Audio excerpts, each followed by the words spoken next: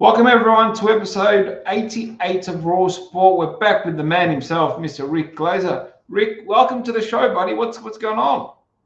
Well, this is a special edition Wednesday night. We do our weekly show Monday, but we figured there was enough stuff to do a show tonight, enough news and enough things happening that we didn't want to wait till next Monday. And there'll be more things to talk about next Monday. So let's get this 30 minutes going here.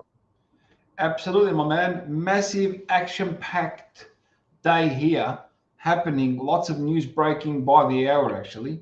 We'll start right at the top. Something that we've spoken about a lot on our show here, Rick, is that boxing league that's coming.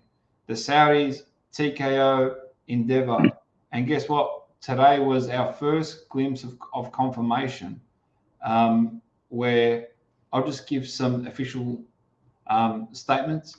We had the TKO President and Chief Operating Officer Mark Shapiro. He revealed that in his earnings call that negotiations are ongoing with Saudi Arabia and a new boxing league with Endeavor. And then he went on to say, I will tell you that we are close on an agreement with the Saudis on the creation of a boxing league where we, TKO, would be the producer, the promoter, and responsible for all day-to-day operations of the venture, whereby we will receive a fee of $10 million plus. And then Shapiro emphasized on this, which I found very interesting, actually. Again, we're not putting any money in. We're not putting any capital in. We're not on the hook for any costs. So before I move on to other things as well that he said, you notice how a fee was announced and the emphasis that TKO wasn't putting any money in themselves. What would you think he would say? He would make such a bold statement multiple times. I don't know, and I don't think that's good business for him to talk like that, to be honest with you, especially without the deal being closed. I don't think that's something that Turkey Al Sheikh would want to hear, or the kingdom over there. And I think that's a little bit out of line. Let's put it that way to you. And then he went on to say, additionally, we would have some earn in equity per time, specifically over a 5-year period, but it would be dependent on us achieving certain milestones, including us exceeding board approved annual budgets over the 5-year period. And then he went on to say, we've just sent delegation to London to meet with the Saudis, led by Andrew Schleimer, our Chief Financial Officer, Nick Khan, the man who runs WWE, and Lawrence Epstein, who runs UFC. Mark Shapiro said. Lots of information there. Let's unpack it. The Saudis are giving them $10 million annually, plus I'm sure there's little contingencies here and there based on achieving milestones. What are your thoughts of the deal? Well, like I said, the statements were bold, and they were. I believe they shouldn't have been brought up. Let's just see what it amounts to. I think it can amount to something good. Dana White's a great promoter of UFC and Flap and everything else that he's involved with, and politics and everything. He's a good rah-rah guy, and knows what he's doing. Not a boxing guy, but I believe they're going to hire real boxing people, Okay. at least 2 or 3 of them, and I think it has a great chance to succeed. You're talking about everybody involved is a powerhouse. You're talking about the TKO group is a powerhouse. You're talking about Turkey Al Sheikh's a powerhouse, and they've got the money to hire 3 to 4 high quality guys that understand and know boxing, know the fighters, and quote, get it. Turkey Al Sheikh's got the Ring magazine. The title will probably be on the line, I assume. And he can help roll with it, with the website and the magazine, with the series. And I think overall, it will definitely succeed. I really believe it does succeed. And I think it will succeed expectations of everybody involved. A few shows back, Spencer Brown was on this show, and I asked him specifically, will this new boxing league be around the Ring magazine and the Ring belt? And he said he pretty much alluded to saying yes. And then there was another interesting pickup by the founder of Fight Hub TV, Marcus Villegas. Oh, I hope I said that right. I'm showing the tweet on screen. He said, thinking out loud, while this new boxing league introduced their own this new boxing league introduce their own belt or use the rings belt, I noticed in the graphics when Beterbiev came out for this fight, he didn't have another orgs belt. He just had the ring belt and the undisputed belt that was made. Interesting analysis, looking at it from a different perspective, hearing what Spence had to say on our show, it looks like everything is heading towards the Ring Magazine belt being the primary belt for this boxing league. I would tend to agree with you, but I think we're looking into the undisputed belt covers all 4 belts. So I think that the guy's not going to walk out of there out with 6 belts. I mean, between the Ring Magazine belt, the undisputed belt, and the 4 other ones. I believe that the undisputed one would cover all 4, and of course, plus the Ring Magazine belt. So I think we're looking into that part of it way too deep. But Rick, if we go off what the UFC's built and how they're the sole body in there that gives only their belts, there's no other belts in the UFC, only UFC belts. And I know that. If we look down that path, the TKO is not going to want to involve all these sanctioning bodies and put all these hurdles in front of them. Quoted multiple times, Mark Shapiro said, this is to bring back boxing to where it needs to be in the US. I can see his point. I can see Turkey Al-Sheikh's point, but let me remind everybody of something. UFC is a different ball game. There's no heritage to the game, no legacy. They've only been around for 30 years. Boxing has been around forever. Something Ray Robinson had, something Willie Pep had, something Benny Leonard had, Roberto Duran. So it's apples and oranges. And I think that I still believe that you need the belts. And I think the organizations, especially the IBF's, going to have to fall in line, or they're going to be behind the 8 ball, because they're the ones, as soon as the person becomes a super champion, they strip their ass. Quote their rules, but the rules are antiquated and obsolete, and they need to update the rules. So that's what I think is going to happen myself. Rick, you've been in the sport for many, many years. 34 years. Don't remind me. Okay. 34. And it's actually been in the business 34 years. 34 years, Rick. Okay. Let's look at this from a business perspective. How do you see this league playing out based on what you're hearing on the ground and what you've seen through all these? I think they're going to develop contenders, and those contenders will fight each other, and then the winner will get a shot at one of the world titles. Wow. Interesting. So we're going to see this. Do you think there'll be a crossover with building their stars through the UFC and the WWE? I think that they will utilize that for sure. I really do. If they don't, let's put it, if they don't, it would surprise me that they wouldn't do that. 100%, because they got all this power. They can take an average person and turn him into a star. They've done it many times over. Conor McGregor was just a plumber, right? Now they got these 2 vehicles to do that. They can flip boxing on its head. I'm going to be on the other side of this argument, Rick, right? The power these guys hold in multiple sports, power slap, blown up. The most watched sport on social media in terms of video clips is power slap. The UFC, crazy numbers, pay-per-view, social media, press, taking over cities wherever they go. WWE, same thing, right? Put yourself in Mark Shapiro's shoes, Dana White's shoes, Nick Khan's shoes, Ari Emanuel's shoes, with all these other WME movies, all that world that they control.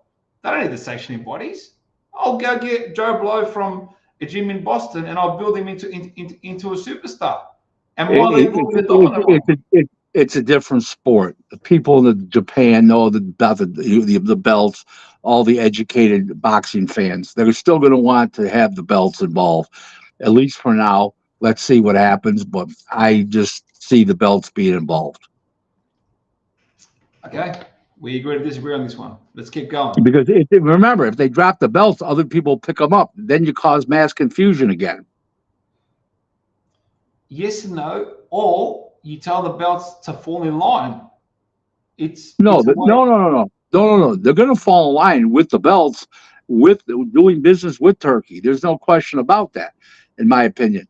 But if Turkey shuns the belts, then everybody also have belts, and then you'll have cause more confusion. At least if you're using the belts, you're tying up the belts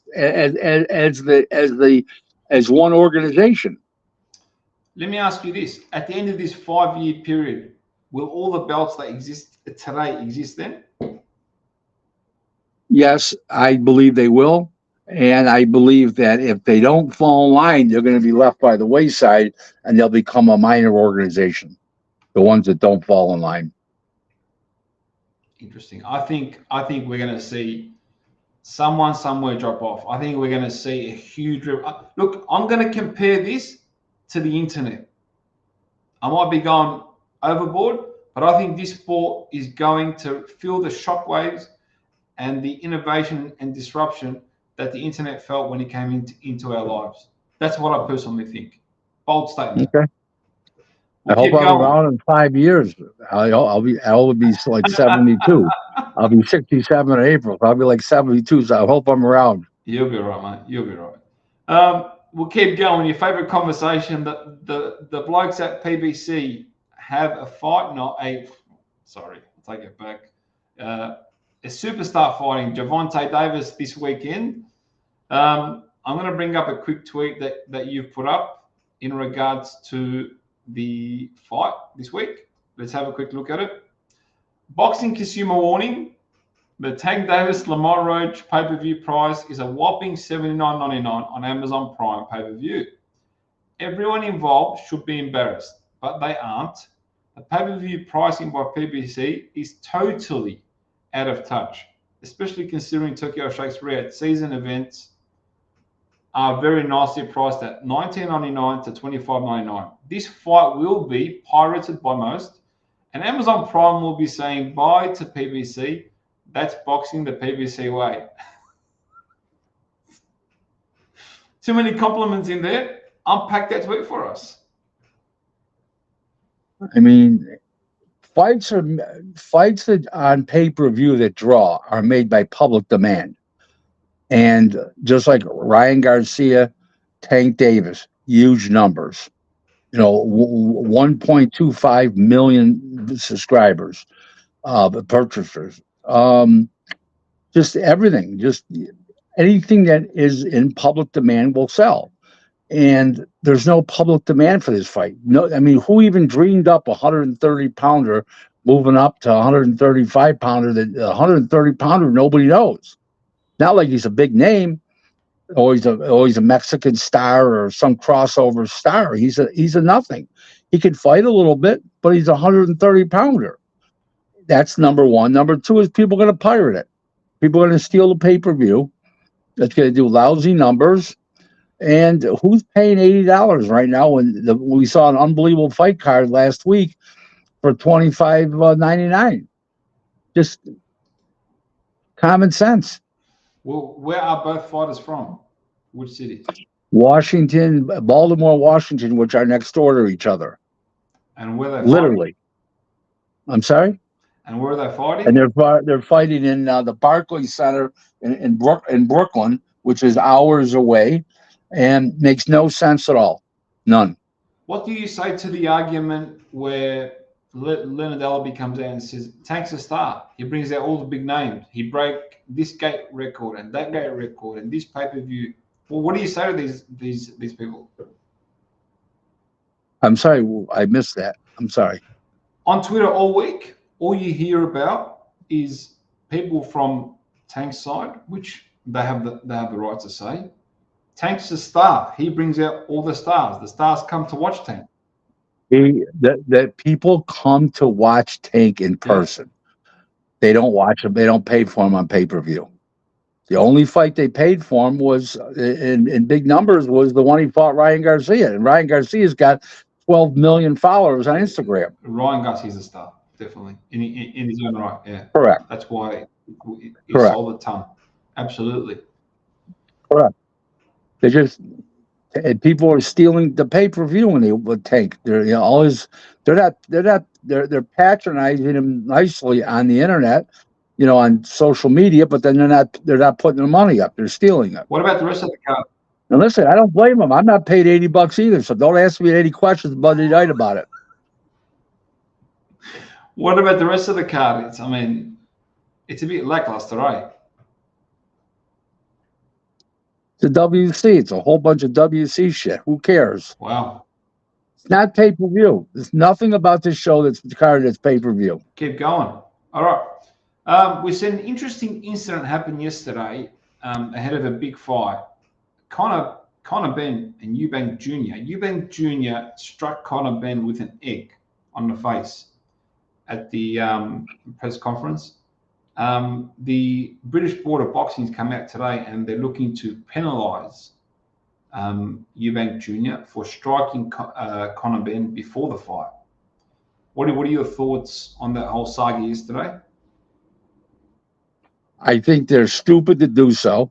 Okay, if the commission does, the kid is promoting the fight, and he's pissed off at the guy. And the reason why he put the egg in his face is because he used the eggs as an excuse that when he was on the steroids, and he said, "Oh, I was eating a lot of eggs." It was just it's more Conor Benn's fault than it is Chris Eubank. Yeah, absolutely. What do you see the outcome of this fight? It's a rivalry, yes. It started with their fathers, and these two are honestly, I think they're both at their crossroads. Personally, from what I've seen. Well, Conor Benn was knocking everybody out when he was, supposedly on the steroids, reputedly, allegedly, supposedly, and now he's been in with two journeyman fighters since. The guy's never even been on the deck. I don't believe either guy, and they both went to the scorecards. Yeah. So now all of a sudden he's no longer a puncher. Mm-hmm. The other guy, we saw what he was when he fought Beefy Smith. He wasn't much. He ended up on the deck and stayed there. Wow. So crazy. Not much. Crazy. It's definitely, we've definitely seen a difference in his performance post those tests coming out. He doesn't look like he's the same guy. Before he looked like he was absolutely bull. Yeah, they said he was cleared. What the fuck was that supposed to mean? Come on, please. Ridiculous. All right, we'll keep going. It's what it is. We'll keep going. Actually, something today happened that's I found really, really humorous and interesting. Turkey Al-Sheikh was sitting in a video with famous YouTuber KSI, and they're looking at holding a fight in America against a real boxer. They're making fun of Jake Paul actually, and they were pretty much Turkey put up a guy who's 79 years old in great shape and started making a mockery out of Jake Paul, saying, "Oh, I got a 79-year-old for you if you want to fight him," and they've created this whole saga. Now drama, it's dominated the boxing headlines this afternoon, this evening, wherever you are in the world. What do you think of this whole relationship with KSI, what Turkey's doing, and where's he going with this? It's tough for me to answer because I know that KSI is a draw. He's an attraction, but I really don't know where they're going with it from here. But I think he's mocking Jake Paul for sure. He's at least doing that. And if he's doing that, that's working. I'll put it that. That's hitting home. They mentioned that they want to host that fight at the Alcatraz prison with KSI being the draw. Sounds like a good place. Sounds like a good place for it. So again, Turkey, different things. He's innovating. He's bringing to the table. Of course, no one's perfect. He's got his downfalls, but hey, He's doing things differently, and he's holding these guys accountable. If he does pull through and make him fight an actual fighter, a boxer, not a 70-year-old or a 60-year-old, then that means we're actually moving forward in the game. That's what we want, right? Isn't that what we want? I think we want people to watch. We want people to be entertained, and we want people to come back. And when you charge $80 like the Tank Davis fight, that's not helping the sport. Oh, definitely not. That's definitely what I think. So if you're at $19.99 to $25.99, I'm sure Crawford and Canelo will be more money. Don't get me wrong; it's probably going to be $39.99, but it's a lot cheaper than $80 to watch Tank fight it out at 18 to 1 underdog. Top tier boxing. That's the best against the best. $30.99 is actually Right. You can absorb that, and people will pay that, and they'll sell millions. That's right. That's understandable. Not fighting Lamont Roach. I mean, for God's sake, what's going on? You got that many contenders that he could potentially fight, or champions that he could fight. That could set up blockbusters. At the moment, we aren't seeing that. We're just seeing Tank do his own thing and just make money. Really? Well, that's what they're saying anyway. It's like every fight's a sham. It reminds me of Mayweather's journey later on, not early on. Early on, Floyd fought some great fighters. All right, we'll keep going. Eddie Hearn made a bold statement a few days ago. He said, no matter how you look at it or what way, obviously I'm not quoting him, this is like a paraphrase. No matter how you look at it, we still, the bad news for everyone in the industry is AJ is still the biggest draw. Anthony Joshua, massive draw. I think he revived the heavyweight division. He brought it back when he was down for multiple years. Another guy who did the same thing is Tyson Fury. With his comeback, he created this animosity, this rivalry between the two of them. And then you had Wilder in America, and he just created this ecosystem where they were bringing in my opinion, those three revived that division. It built this ecosystem where these sparring partners we're getting flown all around the world to be a part of their camps. It lifted the heavyweight industry and ecosystem because they were fighting, being a part of these camps. And anyway, we have what we have today. Now, these are two men who've lost their last couple of fights. And, I mean, they'll probably still be the biggest draw in boxing, those two, in the UK anyway. I would say you're correct. I don't know how big a draw Anthony Joshua will be after he was knocked dead by a fellow Brit and Daniel Dubois. I'm not saying he won't be a big draw, but he's not. I don't believe he's going to be the draw that he was. That would be almost impossible. But Rick, the thing about Joshua is he attracts mainstream people. That's the difference. He doesn't just attract boxing people. When Joshua fights, it's an actual event. It's almost like when Canelo comes to Vegas. No. I definitely agree. I've seen it. I talked to people. I've seen it. I agree, but you're still going to lose a 15 to 20% of your customers just because of what happened. It really has no choice. Will we see the fight? That is the question. I think we will see the fight. I don't know how soon, but I think we will see the fight. I think it's happen this year, if it's going to happen. Any later than this year, we're over the hill. We don't know what Tyson Fury's legs are telling him, what his legs are telling him, and he knows what he can take and what he can't take at this point. And if he feels he couldn't stand up to Anthony Joshua's punches, his legs don't have it anymore, then he won't fight. I don't think he's just going to go in there for the money. If he feels he can win, he's got a lot of pride, the guy, and I think if he went in there, he's going to win in there with the mindset he can win. If not, he's not going to fight. Definitely doesn't need the money. He was the third highest paid athlete in the world last year. So, yeah, I don't think he needs the money. Jesus Christ! Oh my God! Not. All right, Rick. From my perspective, that's all, my man. Do you have any parting words for us, or something that you want to tell us? No, I'm just looking to see if you see everybody back here on Monday and do what we got to do. No worries then. Thank you, Rick. Thank you, everyone. Take care, everyone. We'll catch you all next Monday, Thank you. 10 p.m. Eastern Time. Take care.